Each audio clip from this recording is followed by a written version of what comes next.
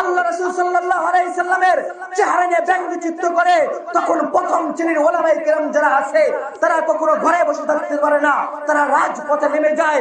এই রাজপথে নেমে হকের কথা বলার কারণে ইমামে আযম আবু হানিফা রাহমাতুল্লাহ আলাইহিকে জালিমের কারাগারে বন্দী হয়ে বিষ প্রয়োগে হত্যা হতে হয়েছে।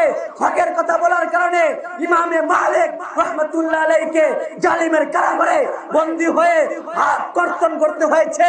হকের কথা বলার কারণে, অন্যায়ের বিরুদ্ধে চলার কারণে আহমদ ইবনে হাম্বল রাহমাতুল্লাহ আলাইহিকে জালিমের কারাগারে বন্দী হতে হয়েছে।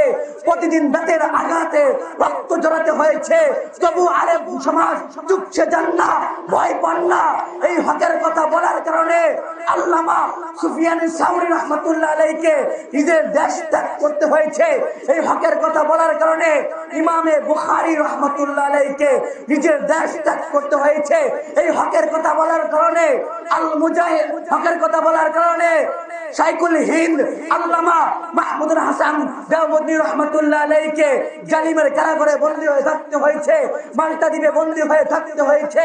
এই হকের কথা বলার কারণে শাইখুল ইসলাম আল্লামা হুসাইন আহমদ মাদানী রাহমাতুল্লাহ আলাইহিকে জালিমের কারাগারে বন্দী হয়ে থাকতে হয়েছে। এই হকের কথা বলার কারণে শাইখুল হাদিস আল্লামা আজিজুল হক রাহমাতুল্লাহ আলাইহিকে জালিমের কারাগারে বন্দী হয়ে থাকতে হয়েছে। এই হকের কথা বলার কারণে মুজাহিদে আজম আল্লামা শামসুল হক ফরিদপুর রাহমাতুল্লাহ আলাইহিকে জালিমের কারাগারে বন্দী হয়ে থাকতে হয়েছে। এই হকের কথা বলার কারণে আল্লামা জুনাইদ বাবুনগরী রাহমাতুল্লাহ আলাইহিকে জালিমের কারাগারে বন্দী হয়ে থাকতে হয়েছে। এই হকের কথা বলার কারণে আমার শায়েখ আল্লামা জুনাইদ আল হাবিবকে 18 মাস জেল খাটতে হয়েছে। এই হকের কথা বলার কারণে শাইখুল হাদিস ইবনে শাইখুল হাদিস আল্লামা মামুনুল হককে জালিমের কারাগারে বন্দী হয়ে জীবন কাটাতে হচ্ছে। ঠিক কিনা? তো আওয়াজ